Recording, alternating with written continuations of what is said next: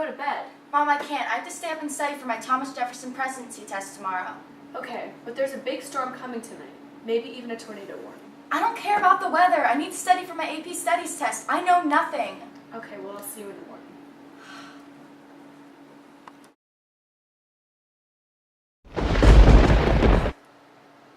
Toto?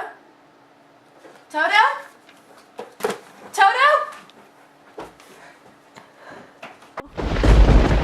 Toto! Where are we? Toto, I don't think we're in Dublin anymore. Why, you're in Oz. I need to get to Dublin. I have a test tomorrow. You have to go see Thomas Jefferson to get home, and he can help you study for your tests. How do I get to Thomas Jefferson? Follow the yellow brick road. Thank you.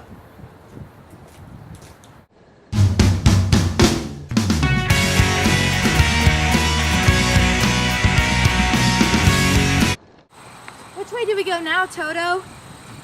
This way. Did you just talk? No. This way. Make up your mind. I can't. I don't have a mind. You should come with me and meet Thomas Jefferson then. Who is that? Thomas Jefferson was the third president of the United States and was elected into office in 1800. His vice president was Aaron Burr, and he was a Democratic Republican. Why would I want to meet him? Because he had a ton of brains, and he could probably help you get one. How do you know he had brains?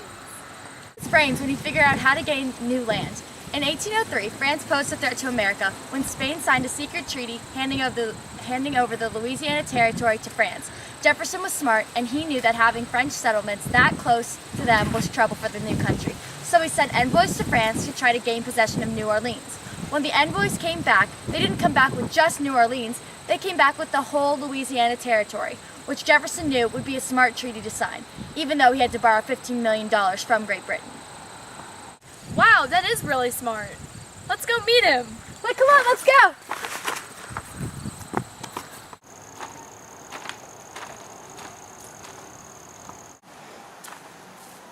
Are you a Tin Man? Yeah, I am. What are you guys doing here? We're going to meet Thomas Jefferson so that I can go home so that she can get a brain.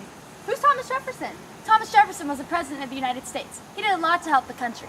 He reduced the size of the military, eliminated a number of federal jobs, repealed the excise taxes, and lowered the national debt. Wow, he sounds like a great guy. Can I come with you? I need a heart, and maybe he can help me get one. Sure, he could totally help you. Thomas Jefferson had a heart. In 1807, he placed an embargo act against Great Britain instead of going to war. This act protected the country from what could have been a devastating war, and it also protected many American merchants from being impressed. Even though it ended up backfiring because it greatly hurt the U.S. economy, his heart was in the right place. In 1809, to improve the economy, he lifted the Embargo Act. What was the Embargo Act? The Embargo Act was a ban on American merchant ships from sailing to any foreign port. He hoped that this would force Great Britain to stop the impressment of sailors.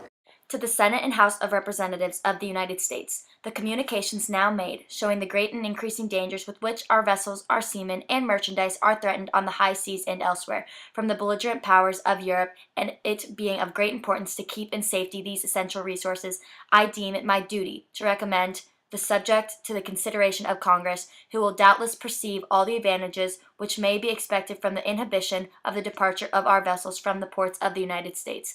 Their wisdom will also see the necessity of making every preparation for whatever events may grow out of the present crisis.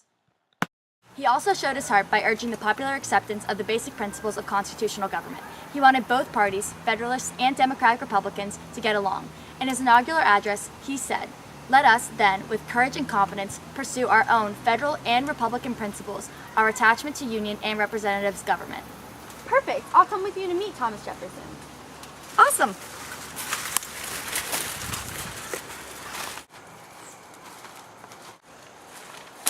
Did you guys hear that noise? Yeah, what was that? A lion?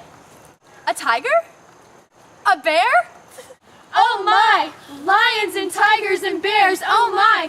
Lions and tigers and bears, oh my! Roar! Are you a lion? Yeah, did I scare you? You know, you're not very scary for a lion. I wish I was more intimidating. You should come with us to meet Thomas Jefferson. Who's he? He was one of America's founding fathers. During his 2 terms, he dealt with a lot of foreign affairs. How could he help me? He could teach you to have courage. He had a lot of courage when he decided to refuse to pay the Barbary pirates. They were pirates who would seize the American merchant ships. In order to get them to stop, Washington and Adams both paid the pirates to not seize the merchants anymore, but Jefferson was brave and decided he did not want to pay them anymore. Instead, he sent a small fleet of the U.S. Navy to the Mediterranean, and there was fighting with the Barbary States from 1801 to 1805. This helped the U.S. gain respect and offer protection to U.S. vessels in the Mediterranean. Wow, he sounds like a very brave man. Let's go meet him. We're off to see Thomas Jefferson, the President of the United States. I think we're here. Hello, Dorothy, Scarecrow, Tin Man, and Lion. What can I do for you? The Good Witch told me I needed to find you, so you would help me get home. Seeing from your journey, I can tell that you already know all the important parts of my presidency, and I can tell that you've already learned love, smarts, and bravery. You're right, but how do I get home? Just click your heels 3 times and say, "There's no place like home." Thank you so much, Thomas Jefferson. There's no place like home. There's no place like home. There's no place like home.